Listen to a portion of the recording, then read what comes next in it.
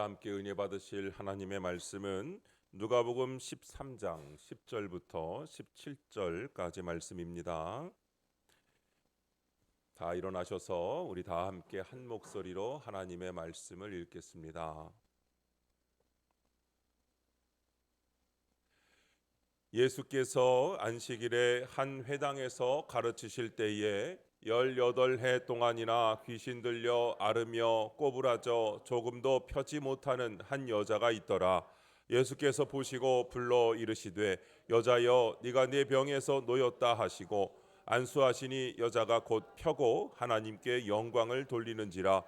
회당장이 예수께서 안식일에 병 고치시는 것을 분내어 무리에게 이르되 일할 날이 엿새가 있으니 그동안에 와서 고침을 받을 것이요 안식일에는 하지 말 것이니라 하거늘 주께서 대답하여 이르시되 외식하는 자들아 너희가 각각 안식일에 자기의 소나 나귀를 외양간에서 풀어내어 이끌고 가서 물을 먹이지 아니하느냐.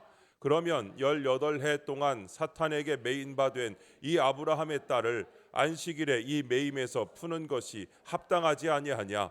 예수께서 이 말씀을 하심에 모든 반대하는 자들은 부끄러워하고 온 무리는 그가 하시는 모든 영광스러운 일을 기뻐하니라. 아멘.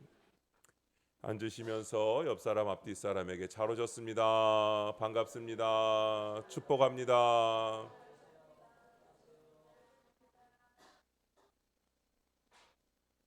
자타 긍정의 삶이라는 제목으로 함께 말씀의 은혜를 함께 나누겠습니다. 사람의 의사소통을 연구한 이론에 의하면 사람은 피부 접촉, 표정, 감정, 태도, 언어, 기타 여러 형태의 행동을 통해서 자신의 반응을 상대방에게 알린다고 합니다. 이것을 스트로크라고 한다고 해요. 여러분 탁구 쳐보신 분들은 아시겠는데 공이 넘어오는 거를 받아치는 걸 스트로크라고 하죠. 이렇게 받아 넘기는 거. 그러니까 나에게 온 어떤 내용을 어떤 접촉을 반응하는 방법을 스트로크라고 하면 된다는 거죠. 이 스트로크가 누구에게나 있는데 이것은 어린 시절의 부모에게 그리고 주변 사람들에게 어떤 반응을 얻었느냐에 따라서 그 인생의 기본 태도가 달라진다고 합니다. 부모와 사람들로부터 긍정적인 반응을 얻은 사람은 자신에 대해서 타인에 대해서도 긍정적으로 반응합니다. 그러니까 조금 콩글리시 써서 부모와 사람들에게 오케이 반응 얻으면 나도 다른 사람에게 오케이 된다는 거예요. 에릭 버는 이것을 통해 4가지 형태의 사람을 제시했는데 첫 번째는 자기 긍정, 타인 부정입니다. 이게 I am okay, you are okay 이거예요. 따라해 보시죠. I am okay, you are okay. 타인 부정인데 not을 넣었어야 되는데 you are not okay예요. 다시 한번 I am okay, you are not okay. 네, 그래요. not 써주시면 돼요. 영어를 안 쓰다 쓸래니까 이렇게 틀렸어요. 그렇죠? 네, 자기 긍정, 타인 부정이에요. 자기 자신에 대해서는 긍정하지만 타인에 대해서, 세상에 대해서는 상당히 부정적이다 하는 거죠. 이 사람은 독선적이고 배타적인 삶을 산다는 겁니다. 사람에 대해서 공격적이에요. 오늘 우리는 본문을 통해서 바로 그런 사람을 만날 수가 있습니다. 예수님께서 안식일에 한 회당에 들어가셨다가 귀신이 들어 18해 동안 몸이 구부러져 가지고 펴지 못했던 한 여인을 보셨습니다. 그 여인을 보시고 주님은 그 여인이 불쌍하고 그래서 그 여인을 치유해 주셨죠. 이 사건을 두고 회당장을 비롯해 유대인들의 반응이 차갑습니다. 아니 병을 고쳐줬는데 왜 차가울까요? 그 이유는 왜 율법을 범하느냐 하는 거죠. 왜 안식일법을 범하느냐는 비난입니다. 그들은 자신은 옳고 예수님은 틀렸다는 겁니다. 특별히 회당장은 율법주의자로서 예수님이 안식일에 병 고치는 것에 대해 책망합니다. 이 일을 굳이 오늘 할 필요가 있느냐? 오늘은 안식일인데. 그는 법을 잘 지키는 사람으로서 그것을 지키도록 이끌어야 할 사람으로서 그의 주장은 옳은 것처럼 보입니다. 때문에 예수님은 틀린 것이죠. 그로 인해 그는 정죄합니다. 누구를 정죄하냐면 병을 고친 예수님을 정죄하는 것입니다. 바로 이것이 자기는 옳고 타인은 틀렸다, I am okay, you are not okay 하는 형태의 사람입니다. 그러나 이 사람은 그로 인하여 한 사람의 생명이 구원받는 엄청난 가치를 무시해버렸습니다. 18해 동안이나 귀신이 들려 몸이 구부러져 있는 여인의 고통, 그리고 그 고통으로부터의 해방, 한 영혼의 변화와 구원, 그것은 별로 중요한 일이 아니라고 생각한 것으로 보입니다. 자기들의 가축이 안식일에 구덩이에 빠지거나 목이 마르면 가서 꺼내주기도 하고 물도 먹이지만 한 생명의 자유와 구원에 대해서는 아랑곳하지 않았다는 것을 보여주고 있습니다. 여러분, 무엇이 옳고 무엇이 그른 것입니까? 이것이 이기적인 인간의 한 모습입니다. 여러분, 우리가 혹 그런지 모릅니다. 내로남불이라는 말이 있잖아요. 내가 하면 로맨스고 남이 하면 불륜이래요. 내가 하면 예술이고 남이 하면 외설이고, 내가 하면 재테크고 남이 하면 투기고, 뭐 이런 것이죠. 나는 옳고 너는 아니다, 이런 겁니다. 두 번째는 자기 부정, 타인 긍정입니다. I'm not okay, you are okay죠.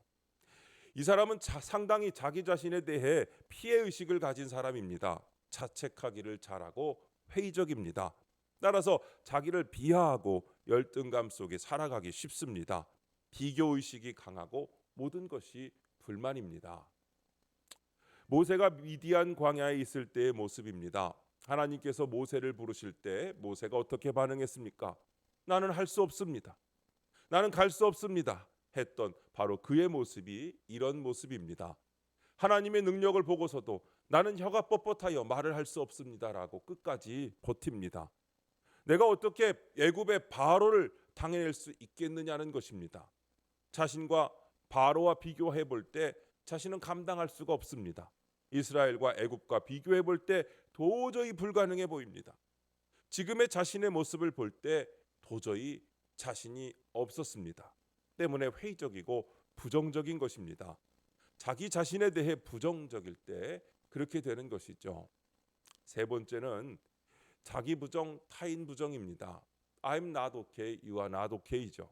모든 것이 부정적입니다. 자신뿐 아니라 타인에 대해서도 부정적이기에 불신적으로 살아갑니다. 세상을 포기하고 살아갑니다. 이런 사람은 정신분열이나 우울증에 걸리기가 쉽습니다. 부정적이고 회의적인 사람들은 바로 이런 형태의 반응을 받았고 그런 것이 학습되었기 때문에 이런 의식에서 살아가게 되는 것이죠. 네 번째는 자타 긍정입니다. I am okay, you are okay죠. 따라해 보시죠. 이거 영어 괜찮습니다. I am okay, you are okay. 제가 확인해 보니까 영어 표현 맞는 표현이에요. I am okay, you are okay. 곧 자기도 긍정하고 타인도 긍정하는 겁니다. 이 사람은 말 그대로 긍정적입니다. 때문에 모든 사람을 협력자로 함께 할 사람으로 보는 것입니다. 생산적인 인간관계를 이룹니다. 그리고 사물에 대해서도 건설적으로 봅니다.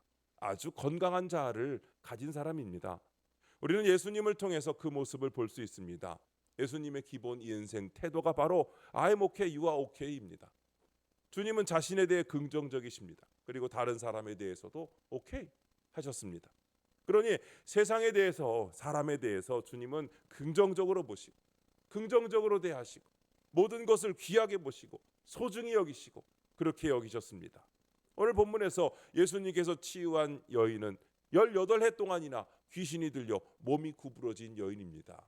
당시의 문화적인 관습이나 당시의 사고방식에 의하면 그 사람은 누군가의 부모의 죄나 혹은 본인의 죄 때문에 그런 벌을 받고 있는 것이라고 여겼던 시절입니다.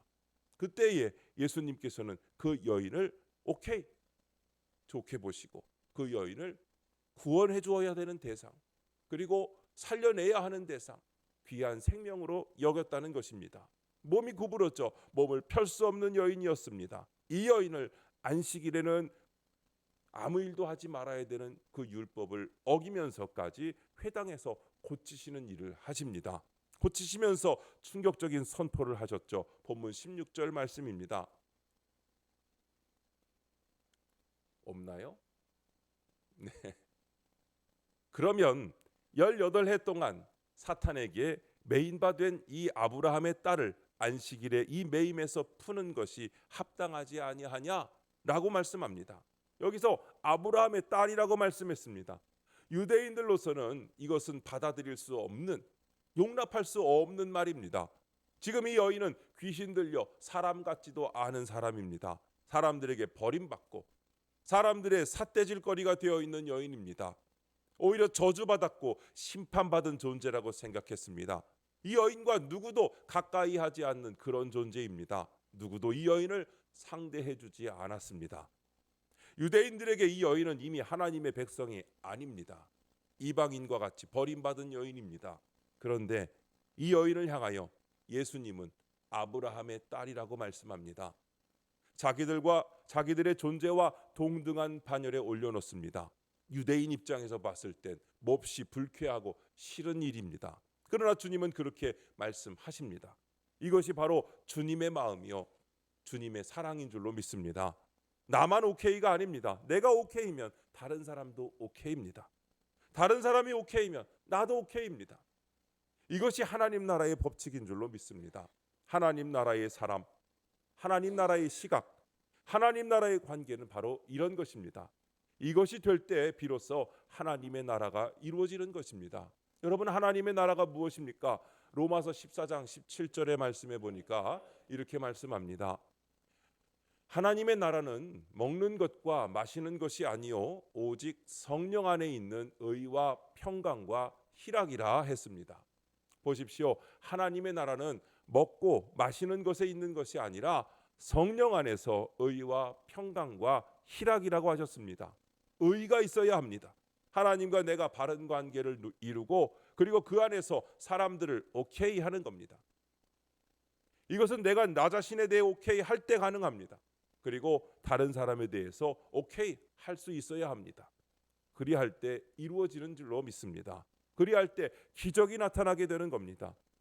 여러분은 어떤 형태의 사람이십니까? 우리가 어떤 반응, 어떤 태도를 지녔느냐에 따라 우리의 삶의 질이 달라진다는 겁니다. 우리가 더 지혜롭고 건강한 삶을 살기 위해서는 이것을 깨달아야 합니다. 내가 나 자신에 대해, 타인에 대해, 일과 사물에 대해 어떤 반응을 보이며 살고 있는지 그것을 깨달을 때, 그리고 나를 바꾸어 갈 때 나는 다른 삶을 살게 되는 것입니다. 그래서 하나님께서는 우리에게 우리의 삶의 기본적인 태도가 어떠한지를 말씀을 통하여 깨우쳐 주시고 우리에게 드러내시면서 우리로 하여금 하나님께서 주신 기본적인 태도와 삶으로 나아가기를 원하십니다. 오늘 우리는 말씀을 통하여 그것을 배우고 깨닫고 그렇게 변화되기를 바랍니다. 오늘 우리는 이것을 배워야 합니다. 우리의 시각을 열고 마음을 열고 나 자신을 바로 보고 다른 사람도 바로 볼 수 있는 사람이 되시기를 주님의 이름으로 축원합니다. 첫 번째로 먼저 자기 존재에 대해서 바로 알아야 합니다. 내가 누구인지, 내가 무엇을 위하여 있는 사람인지 그 목적에 대해서 분명히 하셔야 합니다. 예수님은 자기 존재를 분명히 하셨습니다. 당신이 누구인지, 당신이 오신 목적이 무엇인지 아셨습니다. 보십시오. 주님은 당신이 하나님의 아들됨의 의식을 가지고 계셨습니다. 세상의 빛으로 오셨고 생명의 떡으로 오셨고 목자로 오신 것을 알고 있었습니다. 이 땅의 영혼을 구원할 메시아로서의 의식이 분명하셨습니다. 이 의식이 분명하셨기에 자신에 대해서 오케이 할 수 있는 겁니다. 그리고 다른 사람들에 대해서도 긍정해 주시는 것을 볼 수가 있습니다. 보십시오. 빌립이 친구 나다나엘에게 가서 자신이 만난 메시아에 대해서 말을 했습니다. 그리고 그 메시아는 바로 나사렛 예수시라고 했지요. 그때 나다나엘이 뭐라고 합니까? 빌립의 말을 들은 나다나엘이 요한복음 1장 46절에 나사렛에서 무슨 선한 것이 날 수 있느냐라고 했습니다. 그때 주님의 모습이 어땠습니까? 나다나엘에게 화를 내지 않으셨습니다. 오히려 나다나엘을 칭찬하시죠. 요한복음 1장 47절에 이는 참으로 이스라엘 사람이라 그 속에 간사한 것이 없도다 했습니다. 여러분, 여기서 우리는 예수님의 여유를 볼 수가 있고 예수님의 깊으신 영성을 볼 수가 있습니다. 제자들이 주님의 마음에 들지 않을 때는 또 얼마나 많았습니까? 특별히 십자가를 앞두시고 겟세마네 동산에서 땀이 피가 되도록 기도하시는 주님. 그때 당신의 심정을 제자들에게 이렇게 말씀하시죠. 마태복음 26장 38절에 이에 말씀하시되 내 마음이 고민하여 죽게 되었으니 너희는 여기 머물러 나와 함께 깨어 있으라 하시고 했습니다. 십자가를 앞두시고 인성을 지니신 주님의 갈등, 그 고통을 우리는 여기서 읽을 수 있습니다. 그때 주님의 마음이 어땠을까요? 여러분은 어땠을 거라고 생각하십니까? 그 무겁고 힘들고 아픈 마음에 내가 심히 고민하여 죽게 되었으니라고 표현했습니다. 그리고 너희도 함께 깨어 기도하라고 하시고서는 저만치 가셔서 기도하십니다. 땀방울이 핏방울이 되도록 기도하십니다. 그런데 여러분, 제자들이 뭘 하고 있었습니까? 졸고 있습니다. 제자들은 잠자고 있습니다. 그들을 향하여 주님께서 하시는 말씀을 보십시오. 그분의 태도를 보십시오. 마태복음 26장 41절에 시험에 들지 않게 깨어 기도하라. 마음에는 원이로되 육신이 약하도다 하시고 했습니다. 그래 너희가 마음은 원하지만 육신이 약하구나. 얼마나 피곤했으면 그랬겠느냐 하시는 것입니다. 십자가 사건 속에서 제자들이 배반하고 도망하여도 주님은 당신의 존재를 아시고 목적을 아시고 당신의 할 일이 무엇인지를 아시기에 주님은 그들을 용납하십니다. 사람에 흔들리지 않고 일에 흔들리지 않고 원수의 강압과 핍박과 그 어떤 환경에도 주님은 흔들리지 않으십니다. 사람들이 예수님에 대해서 이러니저러니 말들을 많이 합니다. 그러나 주님은 그로 인하여 흥분하시거나 노여워하시거나 괴로워하지 않으십니다. 당신의 얼굴 표정이 바뀌지를 않으십니다. 그 목소리가 떨리고 격동하지 않으십니다. 왜 그렇습니까? 자기됨을 아시기 때문입니다. 나의 나됨, 자기 존재의식을 아는 것은 중요합니다. 내가 어떤 존재인지, 내가 어떤 사람인지를 알 때 우리는 웃을 수 있습니다. 여러분, 아무리 노여운 상황이라도 오해를 받고 비난을 받는다 할지라도 그 가운데 중심에 흔들림이 없이 침착하고 온유하며 겸손할 수 있는 것입니다. 여러분, 나의 인생의 기본 태도가 어떠한지를 진단해 보면서 나의 잘못된 태도를 발견하고 나 자신을 발견할 수 있도록 여러분 묵상의 시간을 가지셔야 합니다. 자신의 인생 기본 태도에 대한 분석을 통하여 내가 어떤 반응을 해야 하는지를 살피고 내 반응 태도에 대한 바른 가르침과 도움을 줄 수 있는 공동체의 다른 사람과 상담도 하시면서 자기를 발견하셔야 됩니다. 이게 필요합니다. 여러분, 우리는 여기에 대한 지식이 없이 우리 스스로를 이해하지 못하고 그 이해가 없으면 고쳐나갈 수가 없습니다. 때문에 여러분, 우리를 도울 힘, 또 상담자가 필요한 것이죠. 여러분, 그러면서 하나님을 바로 보셔야 합니다. 하나님을 바로 하시기를 바랍니다. 이것이 무엇보다도 중요합니다. 왜냐하면 나의 나됨은 하나님 안에서 바로 깨달을 수 있기 때문입니다. 하나님 안에서 우리의 존재의 가치를 알게 되는 것입니다. 그 의미를 알게 되는 것입니다. 여러분, 하나님을 바로 보십시오. 예수 그리스도 안에서 그분의 눈으로 자신과 사람들을 바라보십시오.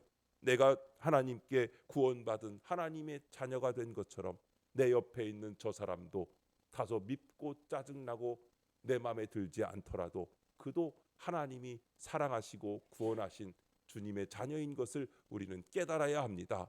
내가 오케이면 저 사람도 오케이입니다. 하나님께서 오케이 하셨는데 내가 나를 받아들이지 못하고 내가 상대방을 받아들이지 못한다면 하나님께서 하신 일을 내가 부정하는 것입니다. 하나님이 오케이 하셨으니 나도 오케이 하고 저 사람도 오케이 하고 그렇게 오케이 되어야 할 줄로 믿습니다. 두 번째로 자기의 목적을 바로 알아야 합니다. 예수님은 당신의 목적이 무엇인지를 주님의 공생의 기간 동안 한 번도 자신의 목적을 잊어버리거나 아니면 그 이상 욕심내지 않으셨습니다. 주님은 말씀하십니다. 마가복음 10장 45절 같이 읽겠습니다. 인자가 온 것은 섬김을 받으려 함이 아니라 도리어 섬기려 하고 자기 목숨을 많은 사람의 대속물로 주려 함이니라. 아멘. 제자들이 간접적으로 주님이 이스라엘 왕이 되기를 드러냅니다. 그 대표적인 예가 바로 자리다툼이었죠.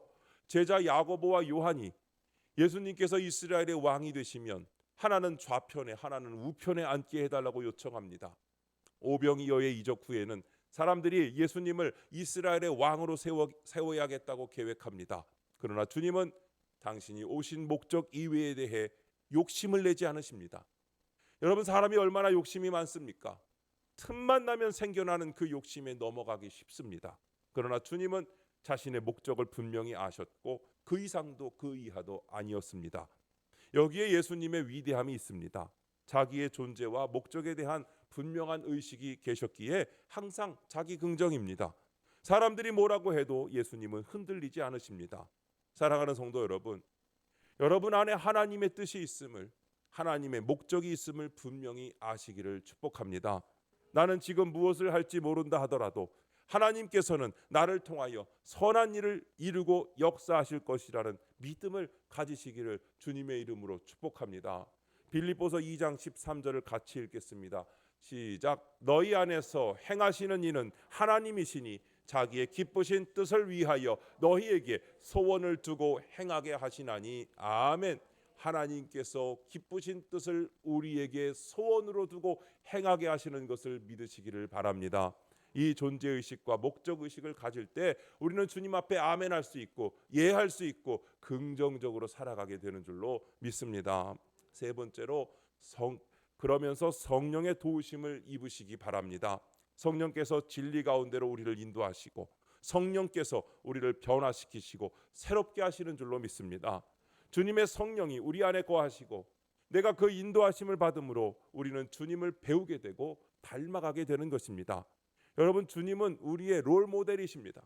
내가 그리스도가 되는 것은 아니지만 그분의 성품, 그분의 인격, 그분의 태도, 이것은 하나님께서 우리를 회복시키기 위해서 주시는 길입니다. 그분을 따라가야 합니다. 그래서 우리는 그리스도인이고 그리스도의 제자인 겁니다. 주님을 배움으로 그리고 성령님에 의하여 우리는 온전한 삶으로 나아갈 수 있는 것입니다. 성령의 도우심과 인도하심을 사모하시기 바랍니다. 그 안에서 우리는 바른 길을 가게 될 수 있습니다. 사도 바울은 자기 중심적인 사람의 대표적인 모델이었습니다. 그는 율법주의자였고 오직 율법만이 옳다고 주장했던 사람입니다. 그래서 그는 스데반을 죽이는 일을 주도했고 그리스도인을 핍박하기 위해서 멀리 다메섹까지 달려갈 수 있었습니다. 그러한 그가 주님을 만남으로 자타 긍정의 삶으로 변화됩니다. 나의 나됨은 하나님의 은혜라고 고백합니다. 자신에 대해서 확신하고 자기의 목적 곧 복음 전도자로서의 확신이 분명해졌습니다. 뿐만 아니라 모든 사람들을 품게 됩니다. 자기를 미워하는 동족까지도 You are okay 하면서 그를 구원하러 가는 겁니다. 그는 결국 이렇게 고백합니다. 로마서 9장 3절에 나의 형제 곧 고륙의 친척을 위하여 내 자신이 저주를 받아 그리스도에게서 끊어질지라도 원하는 바로라 했습니다. 이게 변화된 사도 바울의 마음입니다. 주님 안에서 성령으로 갈 때 우리는 모든 것을 사랑할 수 있습니다. 하나님 나라를 얻게 됩니다. 하나님의 주권이 내 안에 있고 그리스도의 평강이, 그리스도의 기쁨이 내 안에 있는 삶을 누리게 되는 것입니다. 우리의 삶의 건강과 행복은 내가 어떤 반응을 하며 살아가느냐에 달려 있습니다. 여러분, 하나님께서 여러분을 기쁘신 뜻으로 이끄시는 하나님의 마음 가운데 여러분 순종하시고 여러분의 존재를 제대로 아시기를 바랍니다. 의식의 변화, 곧 나와 타인에 대한 긍정, 지지는 바로 여기서 나오는 것입니다. 이것이 바로 되지 않으면 독선이 되거나 회의적이 되거나 비관적이 되는 것입니다. 아무리 아름답고 좋은 것이 있어도 함께 누릴 수가 없는 것입니다.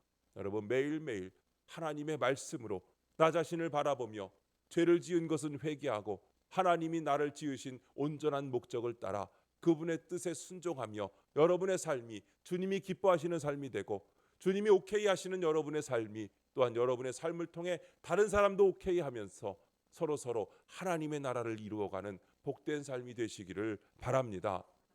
사랑하는 성도 여러분, 하나님께서는 모두가 함께 행복을 누리기를 원하십니다.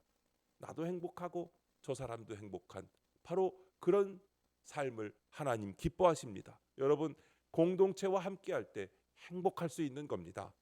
아담 홀로 있는 것에 대해 하나님께서 보시기에 좋지 않으셨다고 했습니다. 그래서 하와를 지으시고 가족 공동체를 만드셨습니다.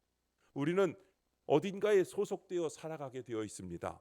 여러분, 그 소속 안에서 행복을 얻는 길은 내가 건강한 반응을 할 때 가질 수 있습니다. 스트로크, 어떤 반응을 보이느냐에 따라서 또 다른 스트로크, 다른 반응이 나에게 오는 것이죠. 내가 오케이 하면 상대방도 오케이 하면서 서로 좋은 반응이 유지될 수 있는 것입니다. 그리스도 안에서 내 가치, 내 존재 의미를 여러분 확신하시기 바랍니다. 말씀밖에 없습니다. 말씀으로 여러분들을 바라보며 여러분들의 삶이 정말 여러분의 가치가, 여러분의 존재가 어떤 존재인지를 아셔야 합니다. 그리고 하나님께서 나를 사용하시는 목적, 그분의 뜻이 있는 것을 확신하시기 바랍니다. 반드시 성령께서 함께 하시며 도우실 줄로 믿습니다. 그것을 믿고 나아갈 때 우리는 중요한 것을 보고 선택하며 모든 사람을 사랑할 수 있는 것입니다. 여러분, 이 사순절 기간에 이 삶이 여러분의 삶을 더 큰 행복과 승리로 이끌어 주시는 깨달음이 있으시기를 주님의 이름으로 축원합니다. 기도하겠습니다. 우리를 사랑하시는 하나님 아버지, 오늘 말씀을 통해 우리에게 참된 자아를 깨닫게 하시고 주님 안에서 우리의 소중한 가치와 목적을 보여주시니 감사합니다. 우리를 주님의 형상으로 지으시고 사랑으로 품어주신 주님의 은혜를 찬양합니다.